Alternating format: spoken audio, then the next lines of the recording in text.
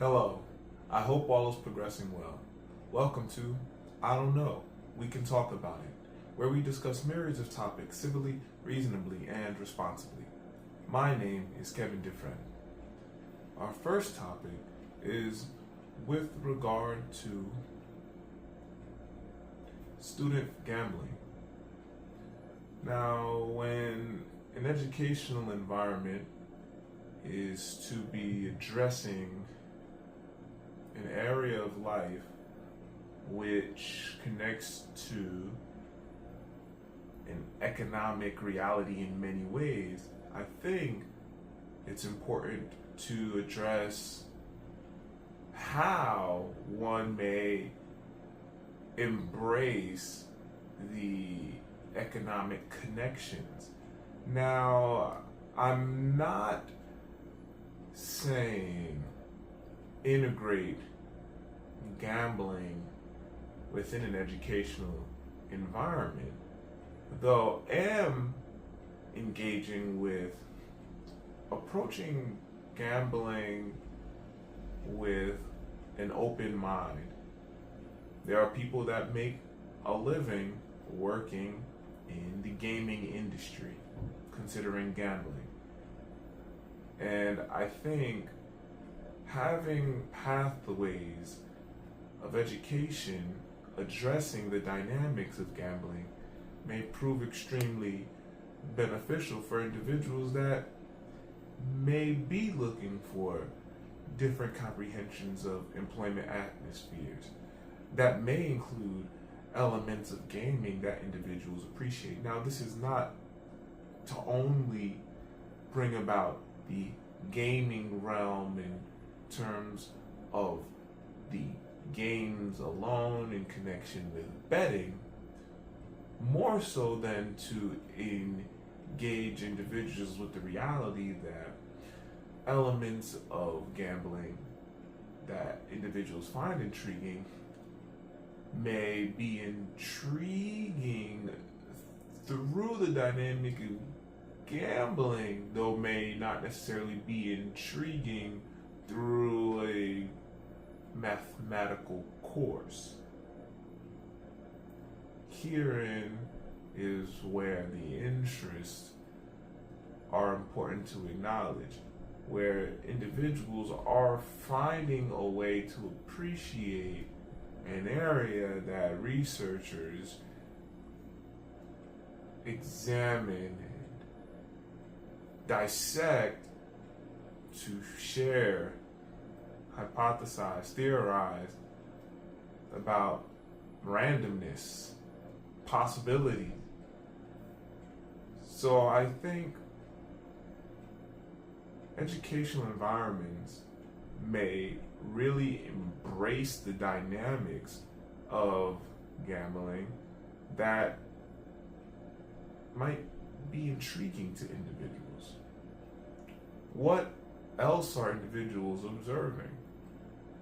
Now, one may address how gambling may be communal. There are different ways to gamble.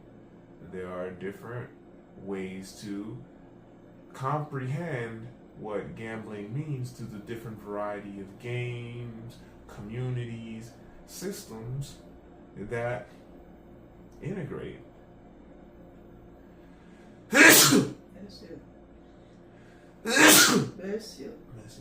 That integrate different elements of not only gambling alone, though the interests that surround gambling that might be of particularly commuting, event management, financial management.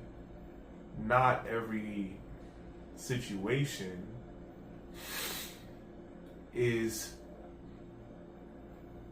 going to be in line with a negative dynamic, especially considering individuals may be well aware of how to actually manage their finances and might be approaching gambling in a light of recreation of socializing. Now, we are able, we meaning individuals that care to monitor these details, to observe statistically what is happening through electronic dimensions when individuals may be gambling online, for instance. In comparison to if individuals may be finding a gambling avenue that is offline, which is another area which deserves addressing, because that form of gambling might not be so apparent and may need more educational support. Again, not to indicate that the form of gambling is harmful or that the individual partaking is engaging gambling in a harmful way, though to ensure individuals comprehend the broader dynamics of gaming, of gambling, and recognize how these areas may extend. I think going into the interdependent reality of economy, engaging with how gaming in connection with gambling in person has a big realm to consider, individuals might be able to assess what may be a possible avenue. Additionally, individuals might find an interest in risk and might figure ways to work with risk management, work with financial details that connect with gaming, that connect with gambling, and may really benefit long term from understanding these realms even exist, because their interests are in line with these areas, their interests are in line with these zones. So I think educational environments may do well to embrace being informative about the gaming industry and about gambling online and offline, how individuals may benefit in different ways, and of course embracing the other dynamics of safety, mindfulness, management, however these details may align with benefiting one's health long term. So I think bringing these elements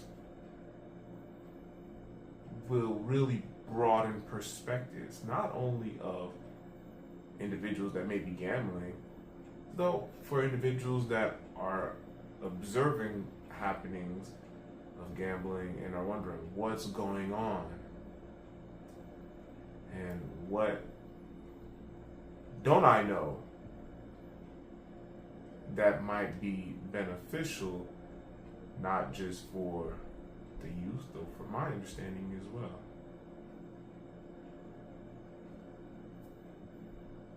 Our next topic: early childhood development. What happens when children are seemingly in more need than children prior developmentally at the same age? Which does not mean at the same mindset, it does not mean at the same pace, details which are very important. The article brings about data that reflects what might be necessary to factor when considering early childhood development. Though I think one area of consideration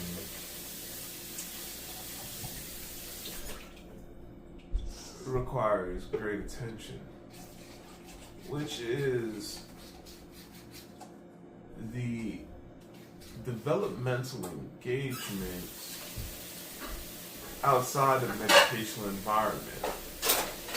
There are many ways that individuals may approach an educational environment, especially if the understanding of an educational environment might not be completely apparent, might not be completely of aware mind for an individual. So whereas one may bring one's child to an educational environment for socializing in good collaborative capacities, so as to ensure to work with personal skills in networking capacities, building responsibility between work and play, knowing different spatial engagements between home, an educational environment, a store. There are different ways to approach being a subscriber, if one will, of an educational environment, whereas another may bring one's child to an educational environment for home training, if one will, to be able to use the toilet on one's own, to become more verbal, to learn formal educational direction so as to engage with formal development or formal capacities, which may vary per teacher educational environment. So one may consider, in this context, learning English at school formally versus informally in any other environment. There are many reasons why an individual may bring one to an educational environment. Perhaps to fulfill a legal requirement, to make sure the child is in an educational environment. Perhaps because the scheduling makes sense with everything else going on to put a child in an educational environment. There are many reasons. So when individuals are subscribing to an educational environment, what an educational environment may be able to do is offer an assessment of realistic needs that a family might be expecting to receive fulfillment through an educational environment. There are many reasons that an educational environment may benefit from doing so, though many reasons why any guardian or parent may benefit from doing so, especially with this timeline. I like to think of 6 months ahead before bringing in individual to an educational environment. I think education requires at minimum 6 months pre-planning to examine whether an educational environment might really be beneficial for one's child, one's children. There are areas of an educational environment that may be worth addressing, that may be worth learning about. Why not sit in a classroom here and there?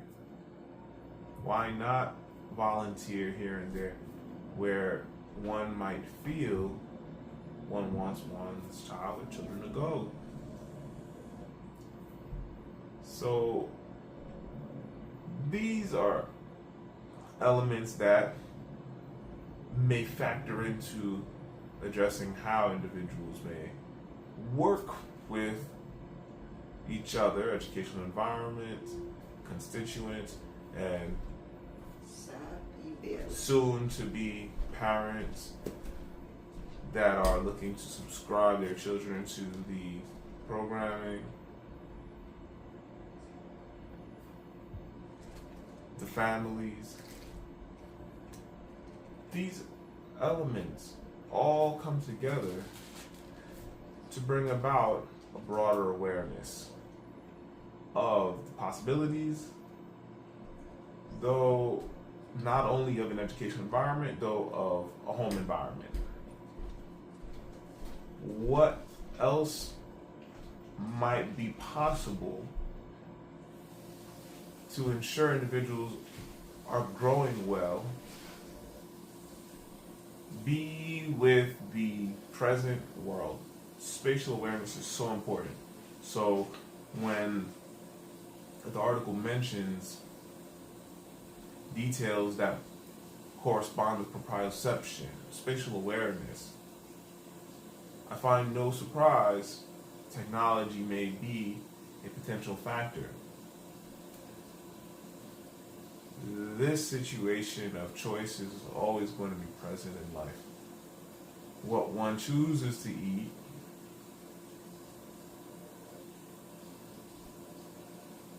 what one chooses to bring into one's home.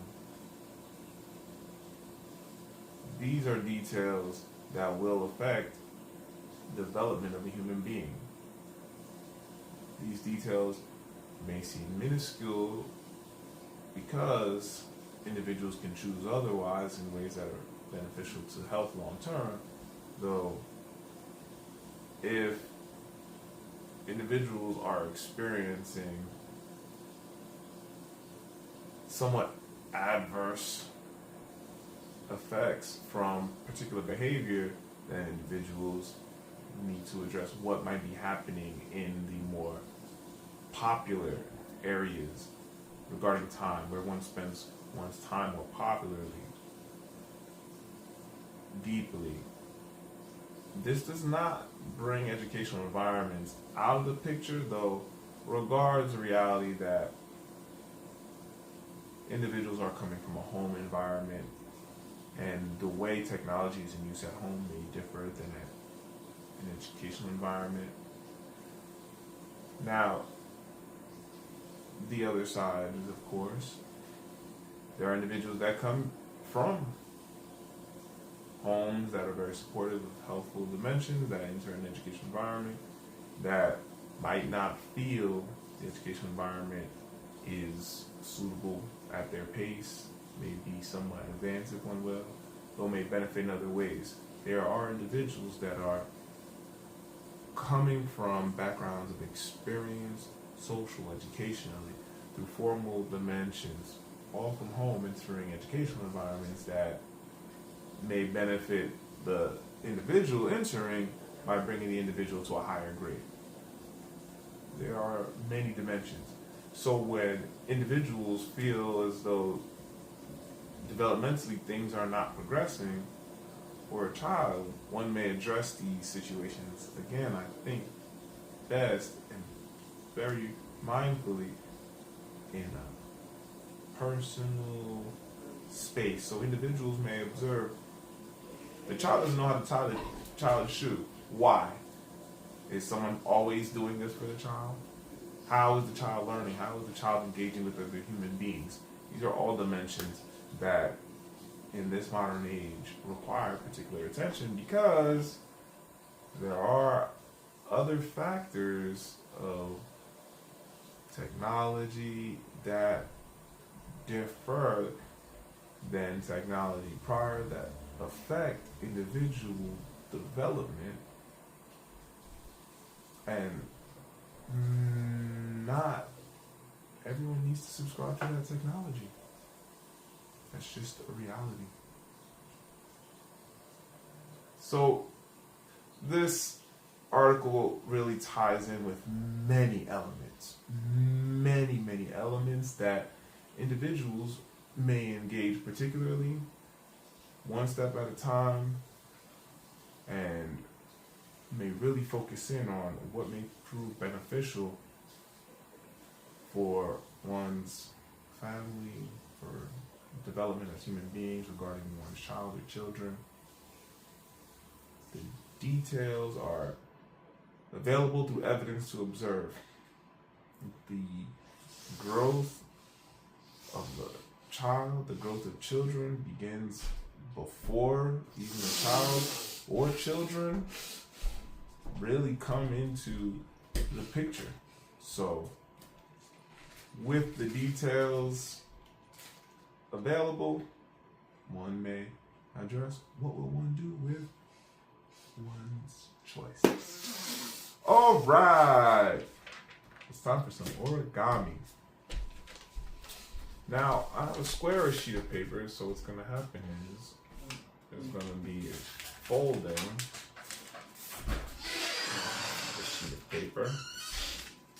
And after the fold, you can fold it both ways, edge to edge. Just going to bring it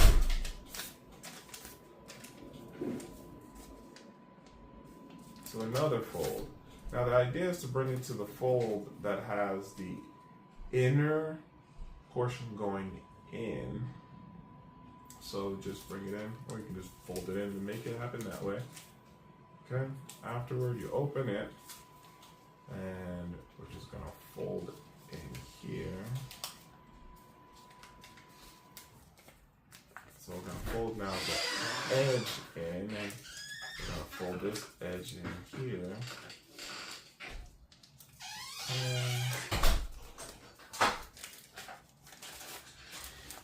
And next, we're gonna take this corner and we're gonna bring it down, and we'll do the same for this other corner here. We're gonna take it, and we're just gonna bring it down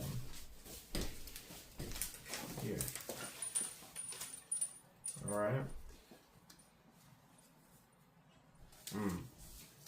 Before this step, though, this is very important to acknowledge. We're actually going to open up each portion here. So after we fold it inside, we're going to open up this fold that we just made, and we're going to bring it here. So now you'll see one side, and this is what's going to reflect on the other side. We're just going to open up that fold, and we're going to bring it here. Upside down house. Along the way of folding origami, one may discover these designs along the way. Afterward, we're going to add this fold, bring it back.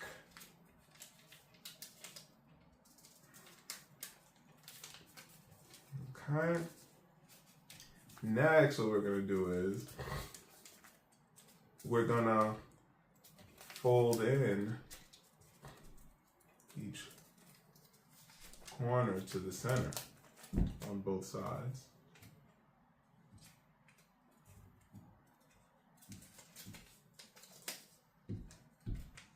Okay.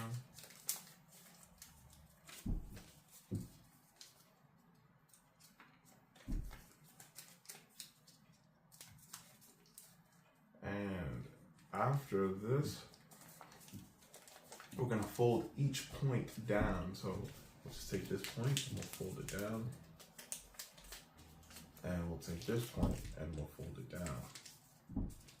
Here is what we're going to do next. From here, we're just going to bring our fingers in the middle here, and we're going to press the top part down.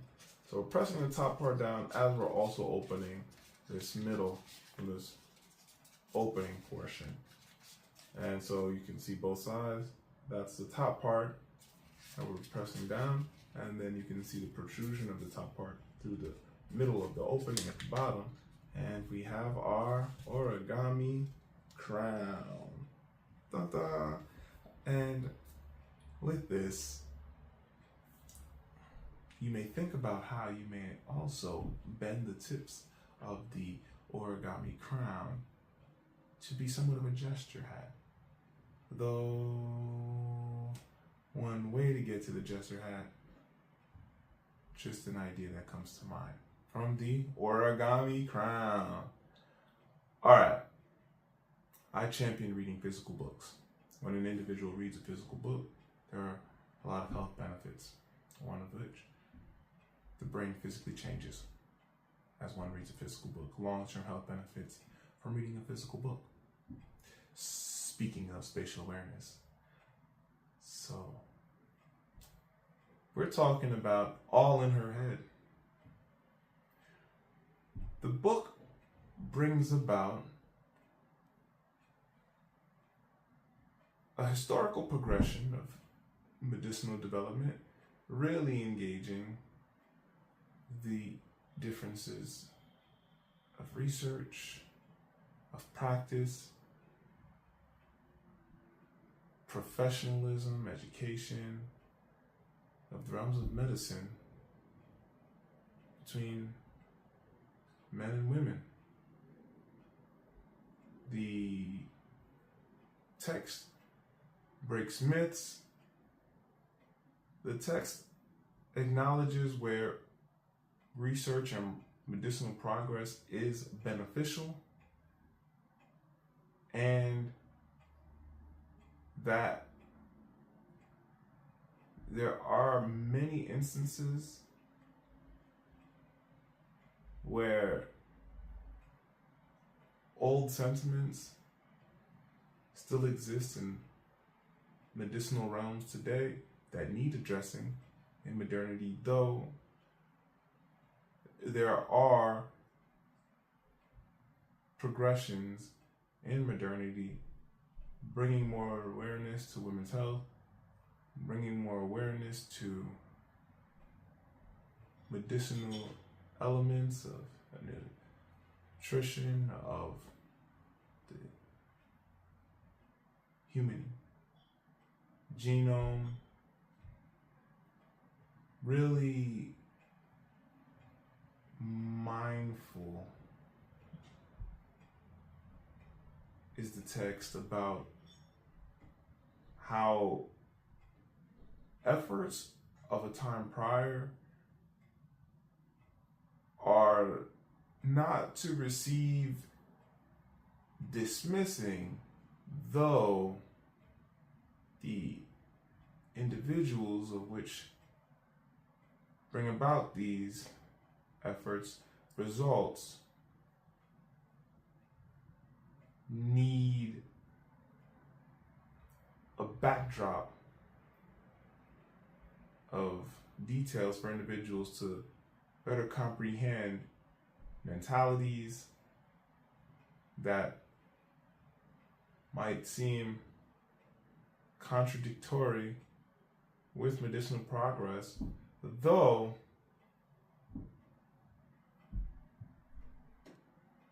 of the individuals,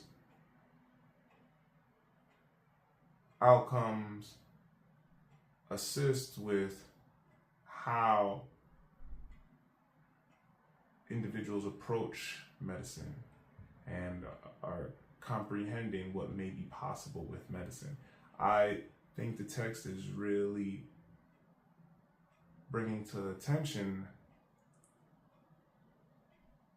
what systemic situations need addressing, especially considering many details of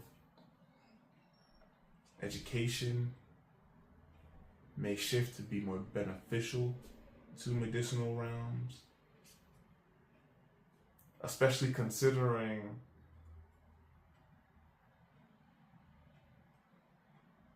elements of education pertaining to medicine are in connections with systems that may really benefit from being more aware of dimensions of women's health, how research may better acknowledge what being human may mean differently between genders is extremely important and valuable to scientific progress. So when observing the text, I'm thinking of how important voices from the medicinal realms are when detailing what changes may benefit not only modernity but future progressions of health and research, and of course dimensions of science which are always in development of ever-changing inquiry. Thanks for joining. I don't know. We can talk about it. Onward and Upward, Kevin Dufresne.